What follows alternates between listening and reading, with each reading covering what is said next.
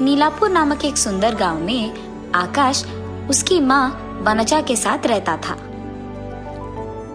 वो सब्जियां उगा के उनको बेचकर आए हुए पैसों से उसकी माँ का अच्छा देखभाल करता था।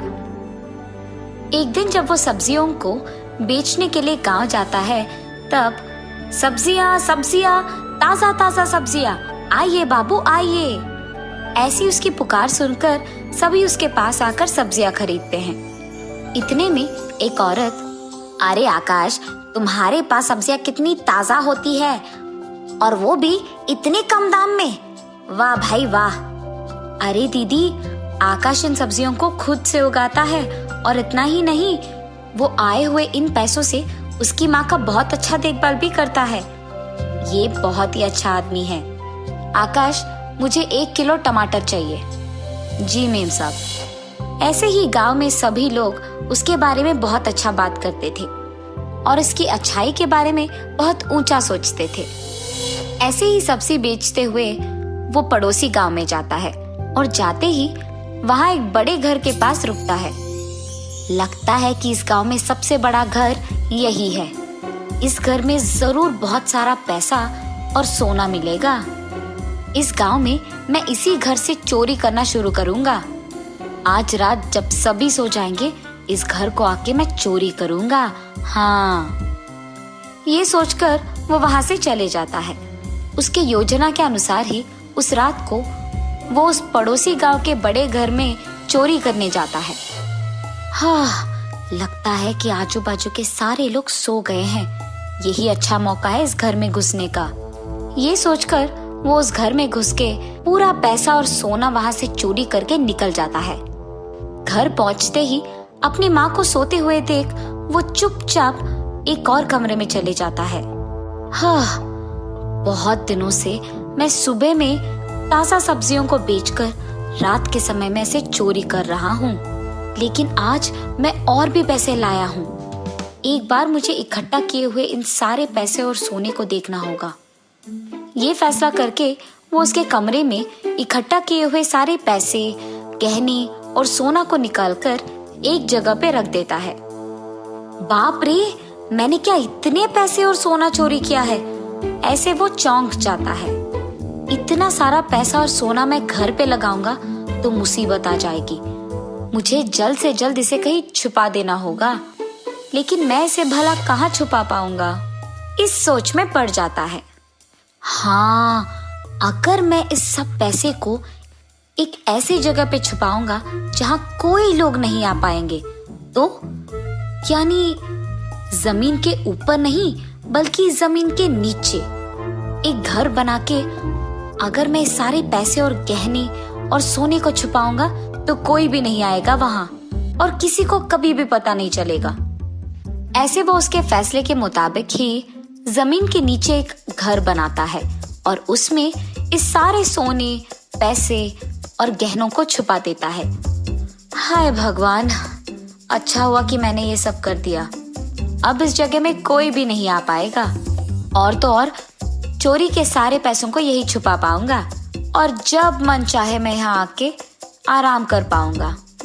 तब वो उस घर से बाहर आके जमीन के ऊपर पहुंचता है और उस रास्ते को ऐसे छुपा देता है कि किसी और को शक भी ना आए और तब वहां से खुशी खुशी चले जाता है। ऐसे ही वो हर रोज हमेशा की तरह सुबह के समय में सब्जियां उगा के उन्हें बेचकर अपने माँ के साथ रहते हुए रात के समय में चोरी करके उस सारे पैसे को उसके नए घर में छुपा देता था। ऐसे बहुत दिन बीत जाते हैं। एक दिन सुबह सब्जियां बेचते हुए आकाश एक घर के पास रुकता है। आज रात मुझे इस घर में चोरी करना होगा। वहां से जाते वक्त वो रास्ते में एक मांस की दुकान को देखता है। अरे यार, मांस को देखते ही खाने का मन कर रहा है। मांस खा के बहुत दिन हो चुके हैं, लेकिन अब अगर मैं यहाँ से मांस लेकर अपने घर जाऊंगा तो बनाकर खाने में बहुत देर लग जाएगा और रात के समय में मैं चोरी करने नहीं जा पाऊंगा। अब मैं क्या करूं? ऐसे सोच में पड़ जाता है।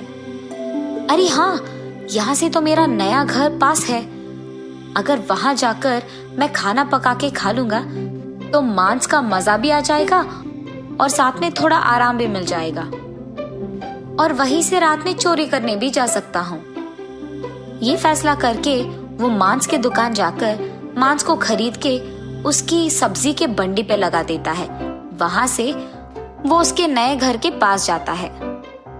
उसकी बंडी को जमीन पे छोड़ के वो मांस लेकर उसके घर के अंदर चले जाता है। इतने में निरुपम नामक एक आदमी उसके गाय के साथ उस तरफ आता है।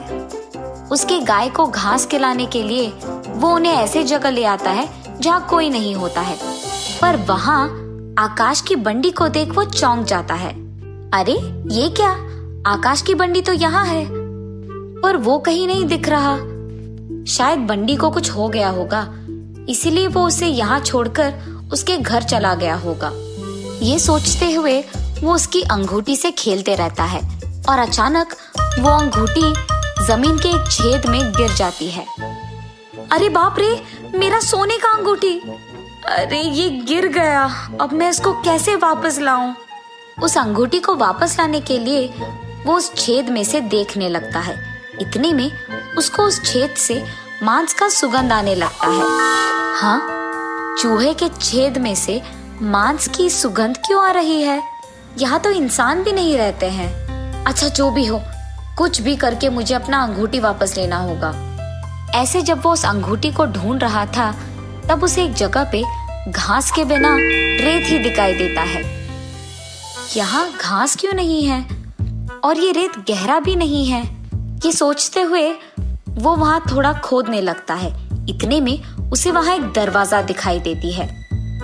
जमीन पे दरवाजा क्यों है? तब वो उस दरवाजे को ऊपर की दिशा में खोलता है। वहां सीढ़ियों को देख वो आश्चर्यचकित हो जाता है। यहाँ सीढ़ियां क्यों है? पर अगर मैं इस रास्ते से नीचे जाऊंगा तो शायद मुझे अपना अंगूठी मिल जाएगी। जब वो सीढ़ियों से नीचे पहुंचता है तो वहां सोना, चांदी, गहने, मोती, पैसे देख वो चौंक जाता है।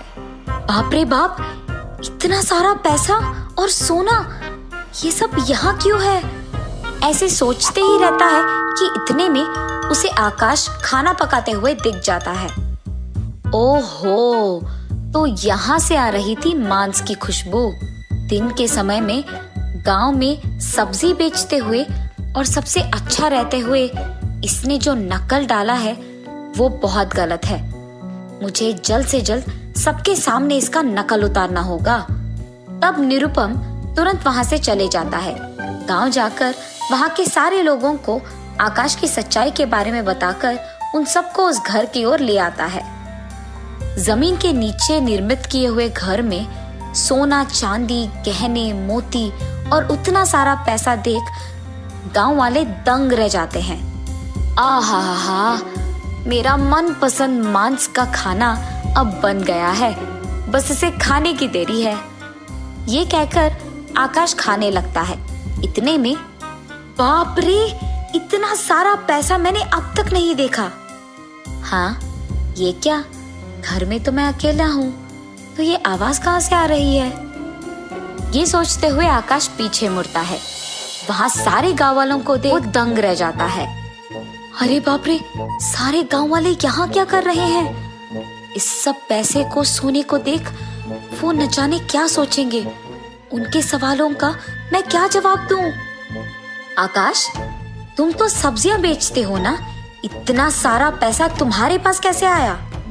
सच सच बताओ, वरना तुम्हें पुलिस के हवाले कर देंगे हम। बेवजह मांस को खाने की लालच में मैं यहाँ आ गया, वरना ये लोग यहाँ नहीं आते और इन्हें मेरा सच्चाई पता नहीं चलता। अब अगर मैं उनको सच नहीं बताऊंगा तो ये लोग मुझे जेल में डलवा देंगे। उससे यही बेहतर है कि इन्हें सच बता दूं और फिर माफी मांगूं। मुझे माफ कर दीजिए, मैंने ये सब चोरी किया है और मैंने जिस से जो भी लिया है उन्हें वापस लौटा दूंगा। मुझे कृपया पुलिस के हवाले मत कीजिए। ऐसे कहकर वो गांव वालों से माफी मांगता है। ठीक है, इस बार के लिए हम तुम्हें माफ कर देंगे, लेकिन अगली बार ऐसा कुछ किया तुमने तो तुम्हें जरूर पुलिस के हवाले कर देंगे। कम से कम अब ईमानदारी से जीना सीख लो। गांव वालों के ऐसे कहने के बाद आकाश में बदलाव आता है।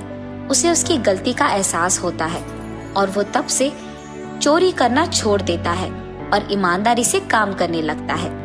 ऐसे वो भी खुश रहता है और बाकी सारे भी खुश रहते हैं।